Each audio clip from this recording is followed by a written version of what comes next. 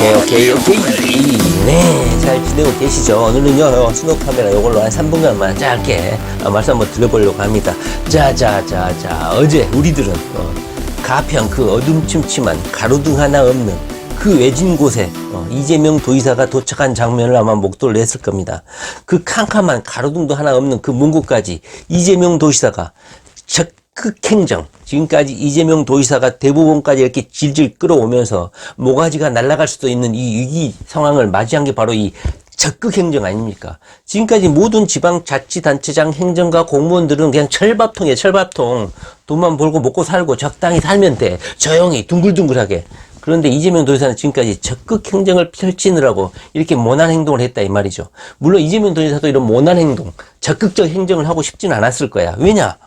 욕도 얻어먹을 수 있고 법적 분쟁이라든가 소송관계에 휘말릴 수도 있기 때문에. 그럼에도 불구하고 현재 이 대한민국의 상태가 너무 이중하기 때문에 1360만 명의 경기도민의 목숨을 책임지고 건강을 책임지고 안위를 책임지고 있는 행정가로서 그 어깨에 진 무게감, 이것을 몸소 적극 행정으로 보여줄 수밖에 없다, 이렇게 아마 결단을 하시고 어제 그 가평 그 어두침침한 그 먼 곳까지 가신 것 같아요. 우리는 두 눈으로, 이 뚫린 두 눈으로 적극 행정이란 무엇인가, 그것을 두 눈으로 목도를 했습니다. 이재명 도지사가 거기까지 가기 전에 법과 원칙을 이미 예고했죠. 다시 말을 하면 오후 1시 30분부터 검체 역학조사를 계속 받으시라, 이렇게 거듭 요청했음에도 불구하고 거부를 했죠. 그러다 보니까 이재명 도지사가 그럼 제가 한번 가보겠습니다. 그래가지고 현장에까지 갔다. 그런데 제가 거기서 놀란 것은 무엇입니까? 이재명 도지사가 이런 적극 행정을 펼치기 전까지 얼마나 갈등을 했을까, 이런 생각도 들어요. 왜냐면 이재명 도지사를 너무너무 힘들게 했던 게 지금까지 형님과 관련한 강제 진단 절차에 이 적극 행정을 펼치다 보니까 법적 쟁송에도 휘말리게 되고 결국 이 대부분까지 오게 된 거 아닙니까? 그냥 이재명 도지사가 자신의 형님이라고 그냥 외면해버리고 나 몰라라 하면 되는데 시정을 반대하고 시정을 엉망진창으로 만들고 소란을 피우고 시민들에게 피해를 줄 수도 있는 이런 인한 상황을 발생하니까 이재명 도지사가 그냥 적극 행정을 펼쳤을 뿐이야. 그럼에도 대한민국의 행정가들, 대한민국이라는 나라는 이 적극 행정에 익숙하지 않아. 법과 원칙에 의해서 시도지사가 강제 진단을 실시하여야 한다, 이렇게 의무조항으로 돼 있음에도 불구하고 지금까지는 쉬쉬하고 외면했다 이 말이야. 왜? 시끄러워지니까, 못하게 되니까, 내가 다치게 되니까, 공무원 철밥통에 금이 가게 되니까, 그래서 못했다 이 말입니다. 그런데 이재명 도지사가 적극 행정을 펼쳤기 때문에 이재명 도지사가 보건소장이라든가 형님과 이 관련된 문제를 합법적인 테두리 안에서 해결하기 위해서 실무자 회의, 보건소장 회의를 할 때 앞에 정신보건법 법전을 펼쳐놓고 법과 원칙에 따라서 시도지사가 해야만 한다, 진단을 실시하여야 한다, 이렇게 돼 있어서 법과 원칙에 따라서 실시했을 뿐인데 현재 대법원까지, 심지어는 헌법재판소까지 현재 와 있는 거 아닙니까?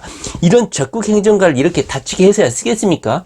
대한민국이 현재 위난에 처해 있고 아무도 쉬쉬하고 이렇게 적극적으로 여기에 대응하지 못하고 있을 때 이재명 도지사가 그 가로등 하나 없는 데까지 가가지고 검체 역학조사를 직접 지방자치단체장이 이렇게 실시하는 적극 행정을 펼쳐주는 이 장면은 지금까지 수십 년 동안 수동적으로 소국 행정을 펼쳐왔던 집정자들, 권력자들, 행정가들, 공무원들에게 상당히 시사하는 바가 컸을 것이다, 저는 그렇게 생각합니다. 어제 저는 이재명 도지사가 그 현장에서 보여줬던 모습을 자세히 보니까 전혀 흥분하지 않고 매우 차분하게 훈련되고 단련되고 익숙한 모습으로 차분하게 현장을 정리해 주시는 모습을 보고 이 사람은 실전 경험이 상당히 많구나, 이런 느낌을 받았습니다.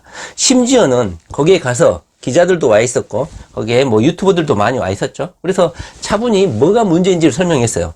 감염병 관련해서 이 어떤 법조항이 문제가 되어 있고, 그 다음에 검체 역학조사도 해야 되고, 그 다음에 역학조사를 실시하게 된 간호사들이라든가 보건소 직원들도 대동을 했고, 그 다음에 문을 개방하는 데 있어서 소방서라든가 그 다음에 경찰들까지 이렇게 협조를 구하고, 여기에서 디테일이 하나 있었어요. 그 디테일이 뭐냐, 바로 여경도 협조를 구한다 하면서 같이 있는 그 지서장, 경찰서장에게 여경을 요청해달라, 이 요청하는 부분에 대해서 제가 깜짝 놀랐어요.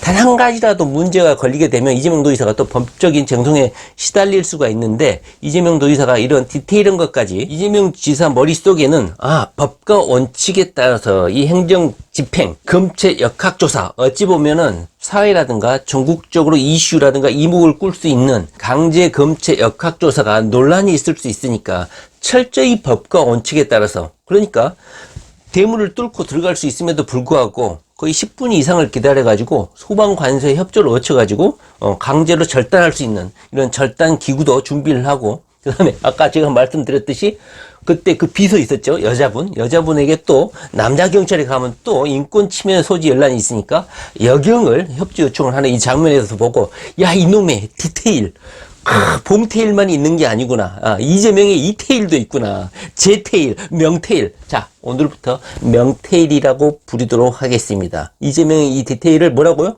명테일. 여경을 요청할 그 급박한 상황, 사람들도 많고 기자들도 많고 버글버글한 상황에서 그 디테일을 구현하기가 상당히 힘든데 말이죠. 그래서 진입을 하셨죠. 그 궁전에, 팰리스에, 감히 15만 명도 접근할 수 없는 그 공전에 이재명 도지사가 적극 행정의 일환으로 진입을 하셨다. 그런데 이재명이 무서워가지고 갔죠, 과천으로.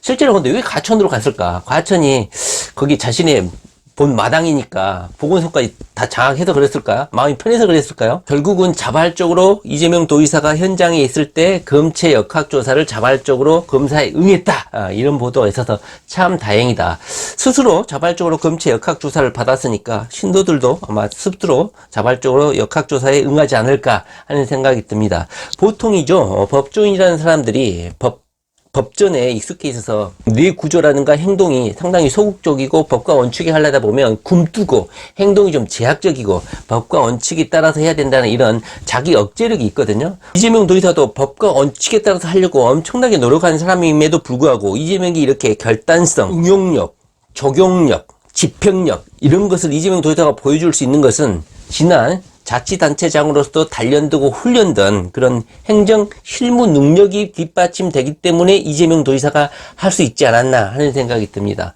이재명 도지사는 법조인으로서 법과 원칙을 준수하면서도 이런 위기 상황에서 적극적인 행정을 펼칠 수 있는 그런 용기가 있는 행정가다. 이것을 다시 한번 증명해주는 그런 사건이었습니다. 아무쪼록 대한민국이 빨리 이 위기 상황에서 벗어나서 제도약을 좀 했으면 좋겠고, 먹고 사는데 여러분들도 그렇고 부모님들도 그렇고 너무너무나 좀 힘든 것 같아요. 빨리 좀 극복할 수 있도록 이재명 도지사에게도 힘을 주시고 대한민국 대통령에게도 힘을 줘야 될 것 같아요. 자, 이재명 도지사 화이팅 파이어.